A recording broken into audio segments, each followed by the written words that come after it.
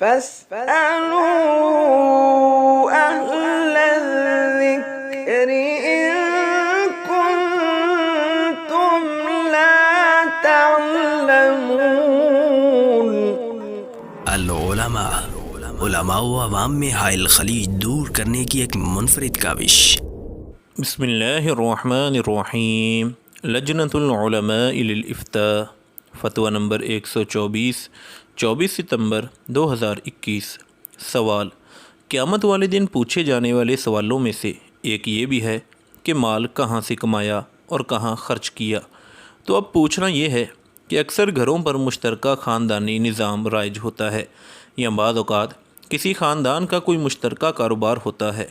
ہر دو صورتوں میں کمائی کسی ایک فرد یعنی سربراہ گھرانہ کے پاس آتی ہے، اور وہ گھریلو ضرورتوں پر خرچ بھی کرتا ہے اور دیگر بڑے اخراجات بھی کرتا ہے۔ اسی طرح ہمارے معاشرے میں بعض اوقات لوگ چھوٹی عمر سے ہی کام کرنا شروع کر دیتے ہیں۔ اب سوال یہ ہے کہ بندہ قیامت کو پوچھے جانے والے اس سوال کا مکلف کب ہوتا ہے؟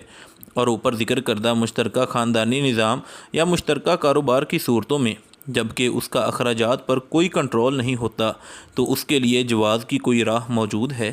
جواب: الحمدللہ وحدہ والصلاۃ والسلام علی من لا نبی بعدہ۔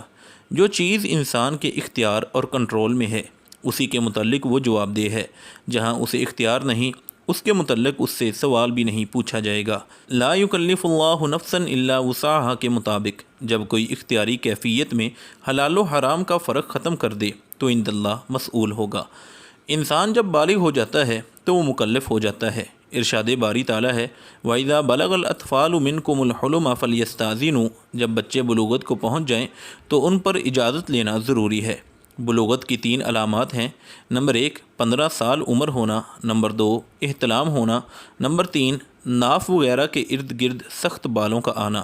یہ تینوں یا ان میں سے کوئی ایک علامت بھی ظاہر ہو جائے تو انسان بالغ اور مکلف ہو جاتا ہے۔ وآخر دعوانا ان الحمد للہ رب العالمین۔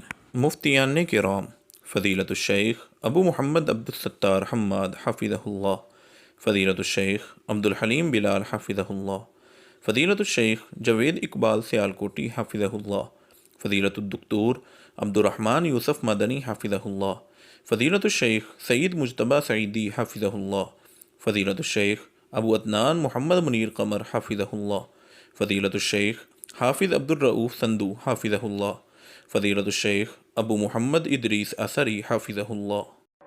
العلماء، علماء و عوام میں حائل خلیج دور کرنے کی ایک منفرد کاوش۔